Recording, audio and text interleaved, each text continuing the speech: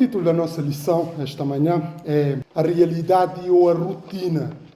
É um título bastante sugestivo e também pertinente, tal como de costume, os títulos que nós temos estado a estudar. Mas este título aqui é um título que acaba por circunscrever aquilo também que é a nossa realidade do dia a dia. Todos nós lidamos com aquilo que são as realidades concretas, reais, ou também rotinas.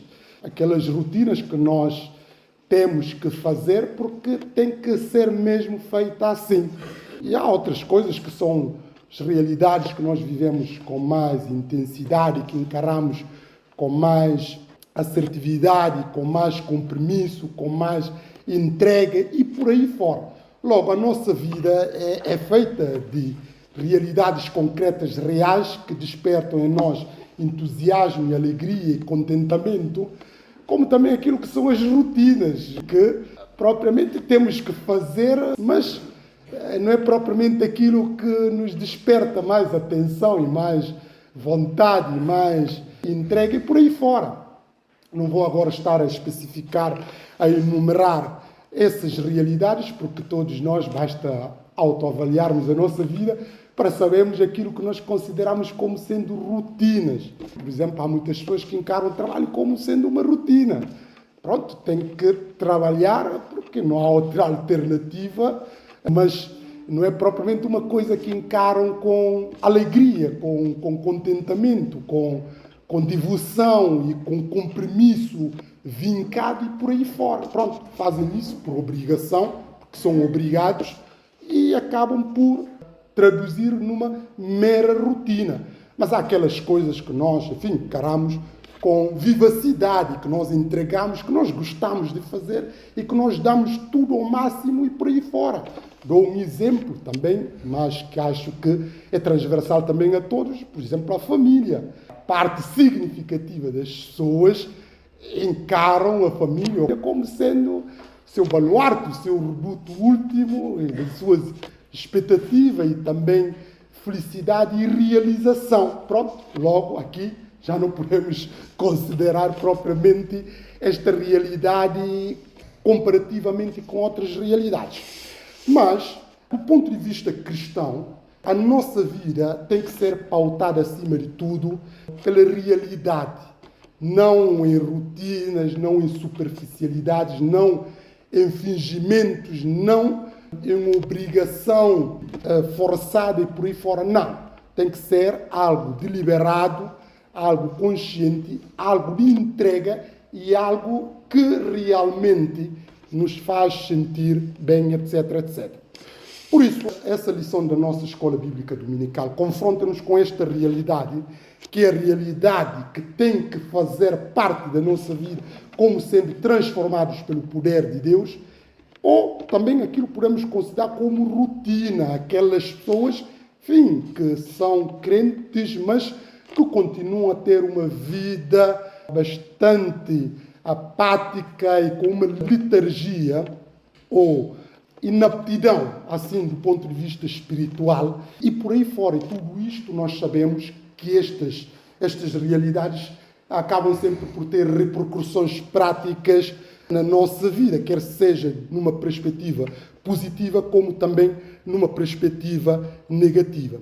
Mas todos nós, sem exceção, que somos filhos de Deus, tem que haver uma concretização prática. A transformação tem que ser real na nossa vida, em todas as dimensões. E isso tem que confirmar pelas nossas atitudes, pela nossa vivência e pela forma como nós encaramos também Deus, a espiritualidade e a devoção e o compromisso com a igreja, etc, etc.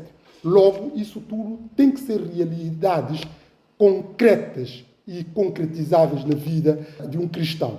Obviamente, sem prejuízo ou sem cair, neste caso, também na rotina, porque essas coisas podem aparentar tudo isto, às vezes, na vida de determinados crentes, mas que não passam de uma mera rotina, que não traduz propriamente aquilo que são mudanças estruturais na vida dessas mesmas pessoas.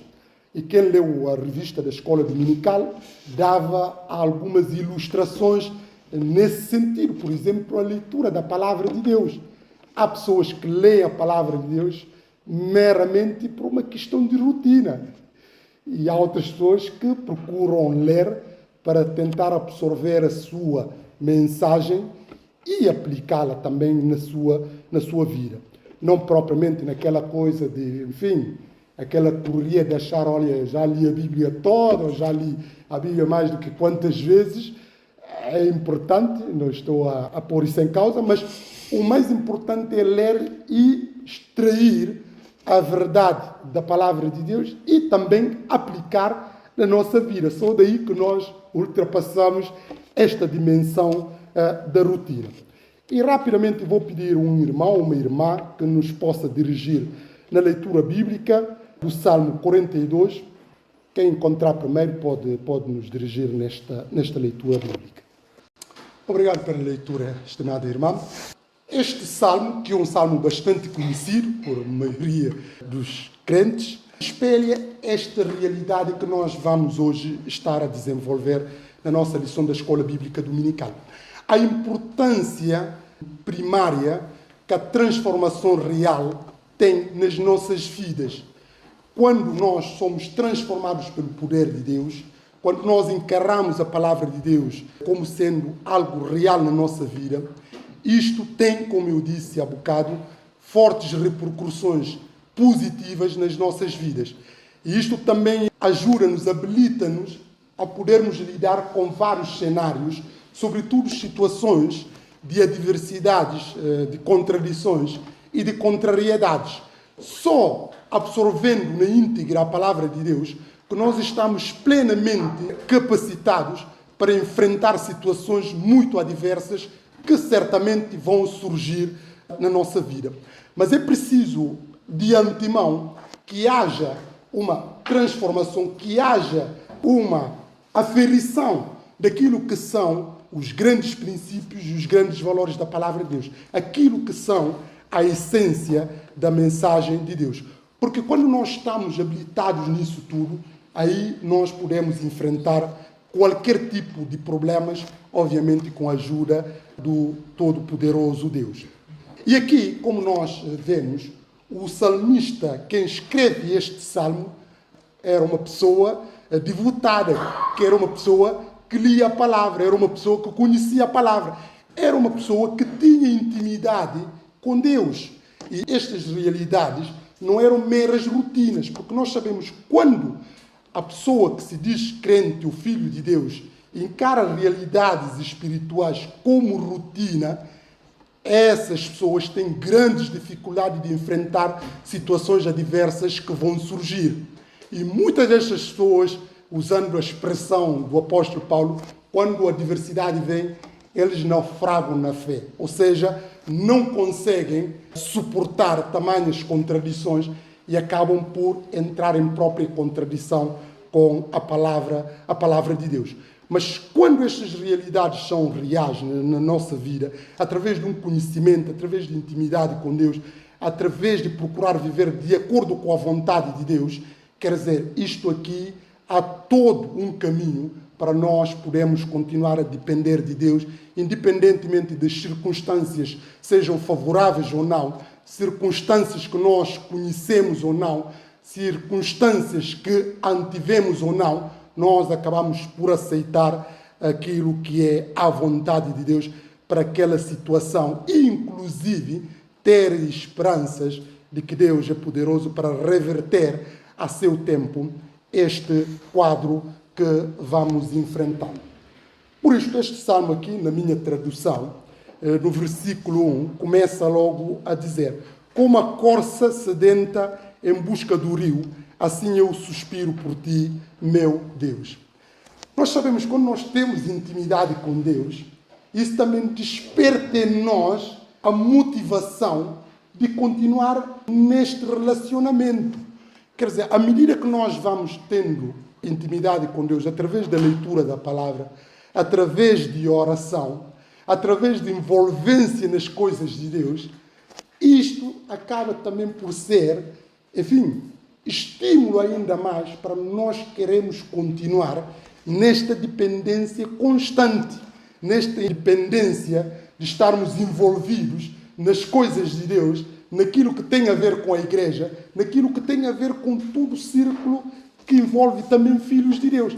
Há esta alegria, e todos nós que somos crentes, filhos de Deus, nós, enfim, temos essa sensação, este despertamento, esta alegria, este contentamento do Espírito, de podermos estar na casa de Deus, de podermos servir, de entregar aquilo que de bom Deus nos colocou ao seu serviço.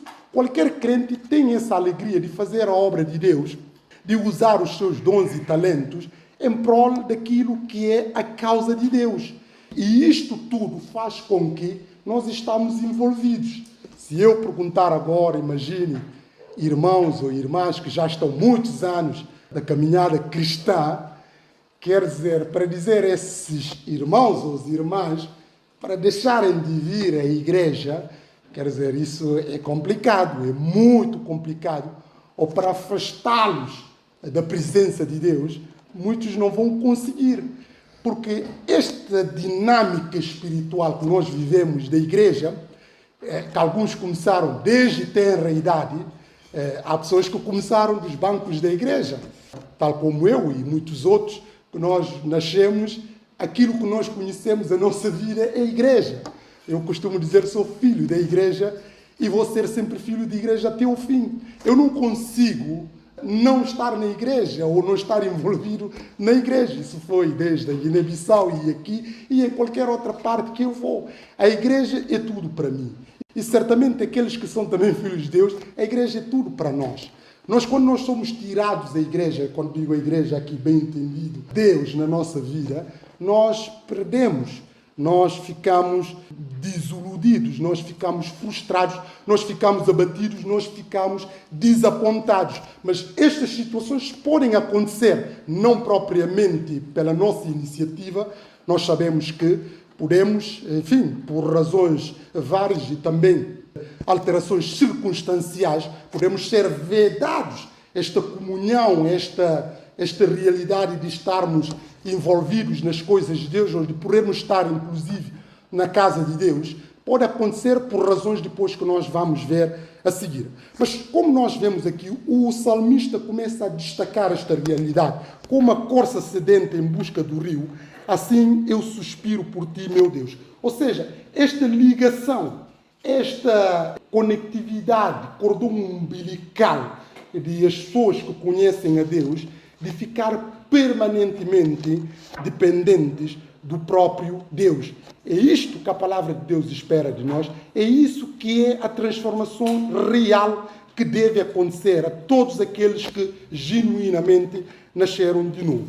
E esta realidade também, o salmista vai vincar a sede de Deus. Ter sede de Deus é procurar ter comunhão com Deus, é procurar conhecer, mergulhar na palavra de Deus, é procurar estudar a palavra de Deus, é procurar, mesmo aqueles mistérios que nós não entendemos, de nós procurarmos mergulhar, pesquisar, fazer levantamentos para chegar à verdade, para procurar descobrir Deus. Obviamente que nunca conseguimos compreender Deus na sua plenitude, mas esse desejo santo de procurar, de tentar compreender as coisas, é uma envolvência que nos leva também a um crescimento espiritual, a uma vida mais de entrega e devotada e santificada também. Mas isso é preciso, em primeiro lugar, conhecer a Deus. E para conhecer a Deus nós precisamos mergulhar na sua palavra e através da oração e também envolvência na sua obra. Por isso aqui o salmista usa aqui este animal como analogia dependente de água. Quer dizer, todos nós, não é só este animal em concreto, todos nós dependemos de água para sobreviver. E os filhos de Deus também precisam da palavra de Deus, precisam de Deus para poderem continuar a crescer espiritualmente. Quem não bebe água durante mais de alguns dias, o que é que vai acontecer a essa pessoa? Inevitavelmente vai morrer. Inevitavelmente vai morrer, a não ser se é suportado por alguns outros soros e essas coisas por aí, adicionais que tem que ter líquidos. Mas se não tiver água, vai morrer de passar alguns dias. Ora, o cristão também que não nutre um compromisso com Deus, que não está ligado na videira, usando a expressão do Senhor Jesus Cristo, vai morrer espiritualmente, não vai poder aguentar. E aqui ele fala aqui da sede de Deus. Ter sede de Deus é procurar conhecer a Deus, como eu disse, é procurar ter intimidade com Deus, é procurar mergulhar na palavra de Deus, e isso vai despertando em nós aquela ânsia, aquela vontade, e de tudo e mais alguma coisa, de servi-lo e de procurar honrá-lo, de ter o temor dele nos nossos corações, porque isso também marca distintiva do Espírito Santo em nós. Mas nós vemos aqui, o salmista disse claramente, de forma vincada, na minha versão, no versículo 3, tenho sede de Deus, do Deus da vida. Quer dizer, este Deus é Deus eterno, mas é Deus também da vida. Ter sede deste Deus é poder estarmos nutridos da sua palavra. E a questão que eu levanto aqui para irmãos que me estão a ouvir, será que também podemos afirmar de forma peremptória que temos sede de Deus? Porque quem tem sede, o que é que faz? O que é que sede desperta em nós? O que é que sede desperta em nós? É procura. Quem tem sede vai à procura para poder saciar esta sede. Se tem sede de água, vai procurar água para beber, inevitavelmente. E nós também, quando nós temos sede de Deus, é porque nós estamos à procura de Deus. E esta procura não tem limite. Vai, enfim, tempo até a eternidade. Mas o salmista disse aqui claramente, tenho sede de Deus, do Deus da vida. Quando poderei contemplar a presença de Deus? As minhas lágrimas são o meu alimento de dia e de noite. Porque toda a hora me perguntam, onde está o teu Deus? Eu lembro-me quando ia desabafar diante dele, quando transpunha as portas do templo e me protestavas diante de Deus, entre gritos de alegria e gratidão do povo em peregrinação. Como eu estava a dizer inicialmente, a nossa vida é uma vida pautada por dificuldades, por problemas, por contradições que vamos enfrentando no nosso percurso de vida. Todos nós passamos por vales da sombra da morte, uns de uma forma mais extremas, outros nem tanto, mas todos, sem exceção, vamos ter que enfrentar problemas dificílimos na nossa vida, no decorrer da nossa vida, de várias ordens, quer sejam injustiças que vêm, quer sejam abusos, quer sejam discriminações, quer sejam doenças, quer sejam perdas, quer sejam, enfim, situações de várias naturezas que acabam por abater a nossa vida. Mas o que é que vai servir de nós, para nós ultrapassarmos todas essas realidades? É a palavra de Deus, é a fé que nós temos em Deus. É sede de Deus que vai nos habilitar a poder superar com fé estas dificuldades que vão surgindo na nossa vida. E o salmista aqui relata também a situação que ele estava a viver. Uma situação repentina que veio à sua vida e levou-lhe numa depressão profunda, que ele andava triste e abatido e de choro. Mas mesmo assim não perdeu o norte. O salmista estava a viver uma realidade muito difícil, uma realidade de perseguição. E esta realidade de perseguição fez com que ele foi afastado do templo de Deus, da casa de Deus. E ele, por ser afastado desta comunhão da casa de Deus, ele se sentiu angustiado, se sentiu triste e, inclusive, depressivo. Como eu disse que nós podemos ser afastados por realidades de estarmos na igreja por fatores vários.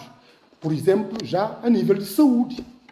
Temos, inclusive, aqui na nossa igreja, irmãos que gostariam de poder estar em comunhão conosco, que nós já habituamos há muito tempo, que não podem estar. Por quê? Porque não têm situação de saúde, não têm condições de saúde para poder estar aqui conosco. E esses irmãos, certamente, não ficam confortáveis com essa situação de não poder estar aqui na igreja, de não poder envolver-se nas coisas de Deus. Estão impossibilitados por esta razão de saúde. Não podem estar. Mas há outras razões que podem nos levar também a não podermos estar na presença de Deus, não podermos estar na casa de Deus. Mas aqueles que são filhos de Deus, independentemente no contexto que estão, nunca vão esquecer a Deus. Como nós vemos aqui. É claro que no nosso tempo hoje, a pessoa pode não estar aqui na igreja, por avanço tecnológico, a tecnologia, a pessoa vai acompanhando. Nós temos cultos que são transmitidos, as pessoas acompanham através da internet. Naquela altura não havia internet. Pronto. E o salmista estava vedado, assim, temporariamente, a possibilidade de estar na casa de Deus. Por isso ele pergunta aqui, quando poderei contemplar a presença de Deus? Porque toda hora me perguntam, onde está o teu Deus? Quando poderei contemplar a presença de Deus? A presença de Deus, eu entendia os judeus, que no templo, na casa de Deus, na arca do templo, é que acontecia lá a Shekinah. É lá que Deus aparecia, manifestação da teofonia, manifestação real de Deus. É ali que acontecia. E estar na casa de Deus é tudo nesta altura. Logo, quem está na casa de Deus é também entendido que está na presença de Deus. Se não está na casa de Deus, é porque não está na presença de Deus. E esse afastamento já era uma situação dolorosa para o salmista. Mas houve também aqui um agravante da sua situação. Porque depois perguntavam-lhe os seus detratores, os seus inimigos, os seus adversários, as pessoas zombavam dele e perguntavam onde está o teu Deus.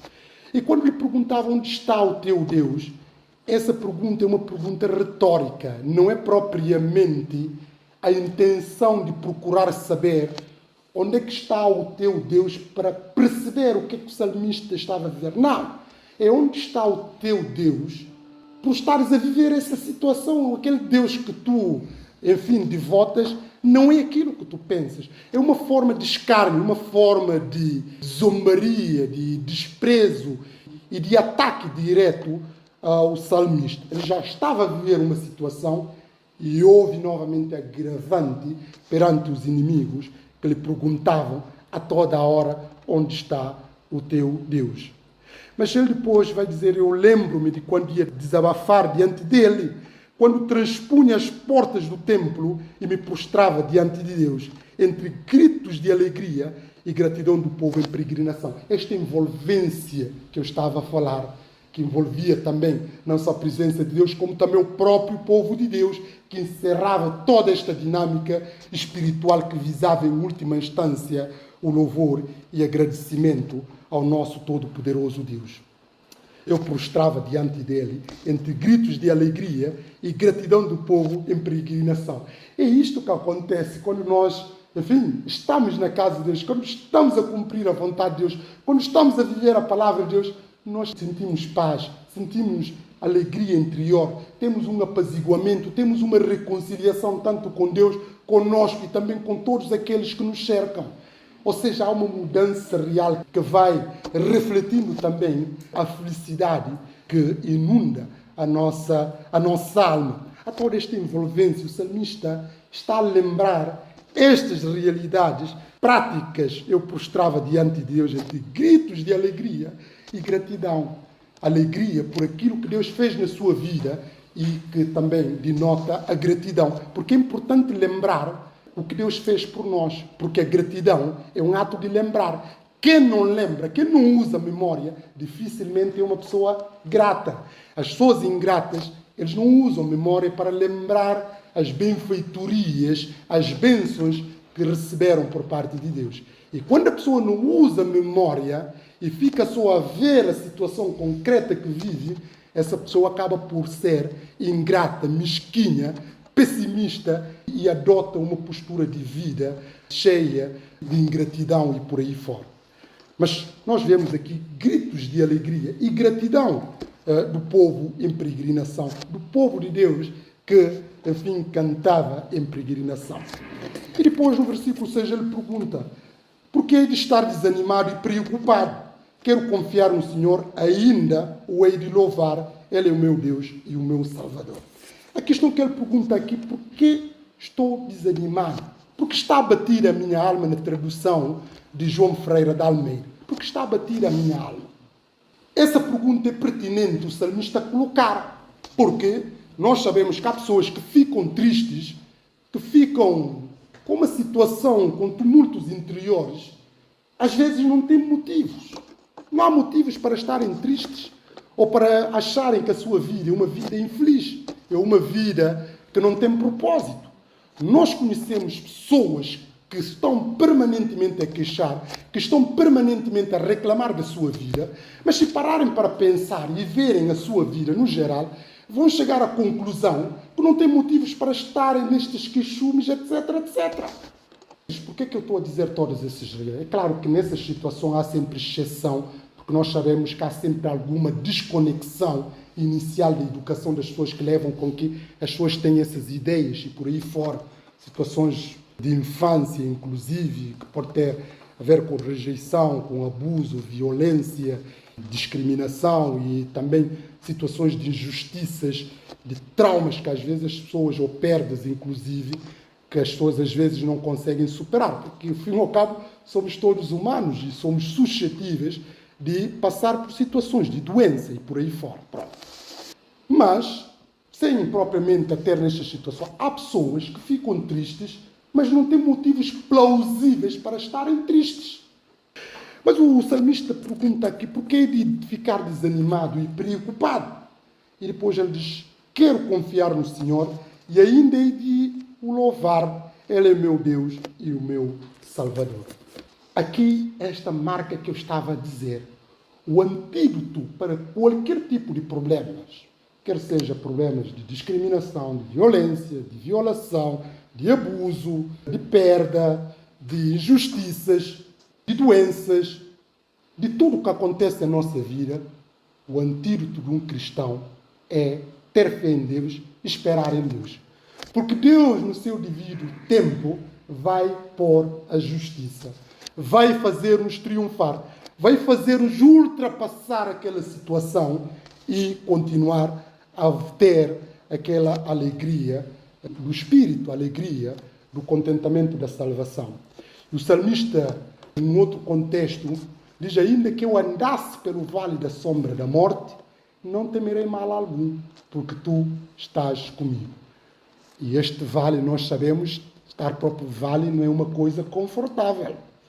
Há pessoas ainda que não chegaram à sombra da morte.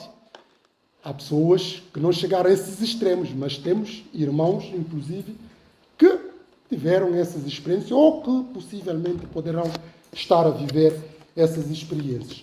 Mas nós temos que saber que Deus está conosco em todas as situações, em todas as circunstâncias.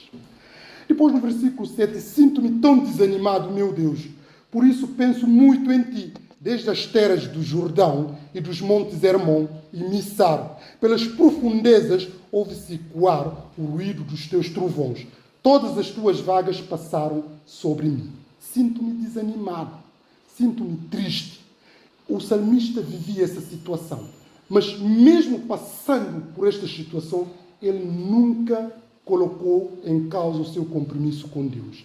Nunca esqueceu-se de Deus. Aliás, como qualquer filho de Deus, nunca esquece de Deus em qualquer circunstância e por aí fora. O Filho de Deus, o verdadeiro Filho de Deus, aquele que é nascido de Deus, nunca deixa de pensar em Deus. Mesmo nas circunstâncias que vai vivendo, que às vezes podem não ser até mais corretas, lembra sempre de Deus. Inclusive nas situações de provações e da adversidade. Sinto-me tão desanimado, meu Deus.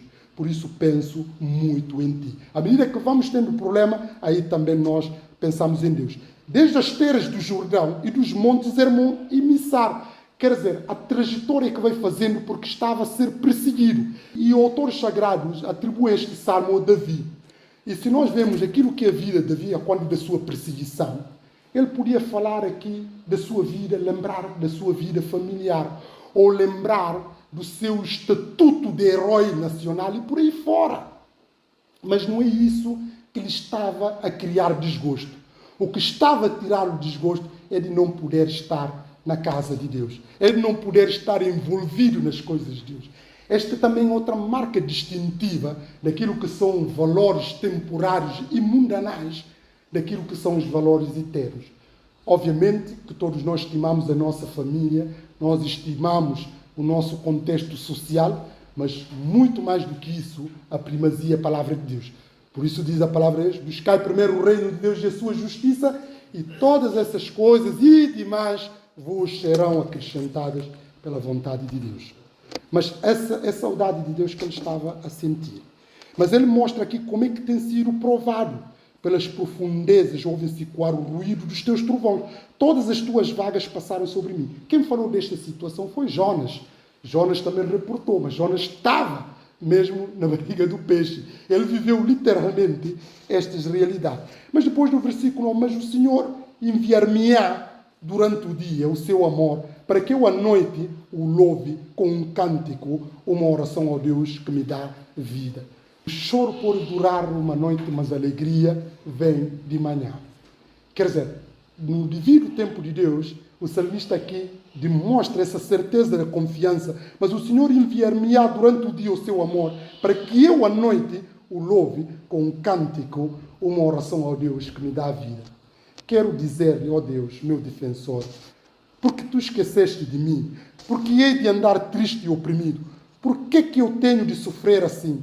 Os meus inimigos insultam-me e toda a hora me perguntam, onde está o teu Deus? Aquilo que nós já tínhamos previado, dessas realidades que vai enfrentando.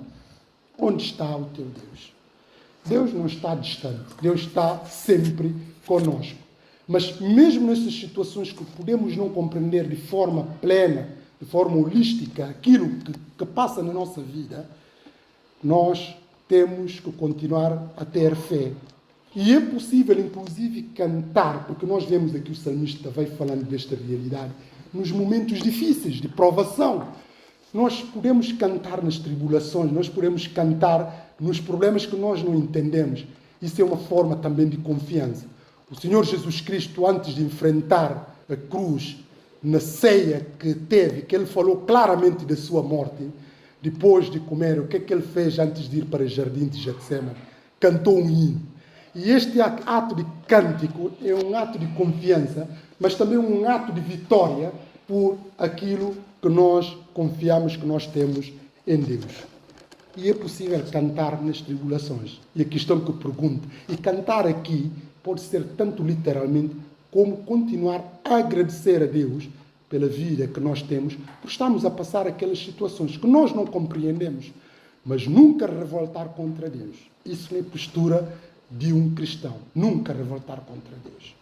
Como eu disse, todos nós passamos por situações muito dolorosas e marcas que às vezes ficam para toda a vida conosco. Mas mesmo assim, nós continuamos sempre dependentes de Deus e entregamos tudo nas mãos de Deus, porque Deus é que sabe. Há coisas que ultrapassam-nos, que nós não podemos compreender. Porque hei de estar desanimado e preocupado? Quero confiar no Senhor e ainda hei de o louvar. Ele é meu Deus e o meu Salvador. Isto é que deve ser a nossa oração. Quer sejamos em situações abonatórias, quer sejamos em situações de aparente desvantagem. Porque nós sabemos que todas as coisas, segundo a palavra de Deus, contribuem para o bem daqueles que amam a Deus, daqueles que são chamados pelo seu decreto. Por isso nós temos que agradecer a Deus, tanto nas coisas boas como nas coisas aparentemente más que nós vivemos. E esta lição também encoraja-nos neste sentido. Mas antes de chegarmos a essa fase, precisamos que a transformação seja real, que não seja uma mera rotina. Porque quando é uma rotina, o que é que vai acontecer? Nós vamos naufragar na fé. Nós não vamos conseguir continuar. Nós não vamos manter-nos firmes. Vamos acabar por voltar para trás, como muitos abandonaram o Senhor Jesus Cristo quando surgiu motivos de adversidades, motivos de problemas. Porque quando está tudo bem no nosso trabalho, na nossa família, na nossa vida, a nível de saúde, está tudo bem. Mas quando vem os problemas aí, que a nossa fé é medida. Por isso o apóstolo Paulo diz até bom que haja problemas, porque é nos problemas que se apuram aqueles que são verdadeiros. Porque mesmo nos problemas, os que são realmente filhos de Deus não perdem norte, não voltam para trás. Podem choramingar, podem lamentar para tentar compreender, mas nunca esqueçam de Deus, porque esse antídoto é o bálsamo, é o combustível para continuarmos a combater o bom combate da fé até aquele dia final. Que Deus nos abençoe, que Deus nos ajude. Convido os irmãos a ficarem de pé para terminarmos com uma palavra de oração. Eu vou pedir à irmã que nos possa terminar com a palavra de oração, se faz favor. Amém.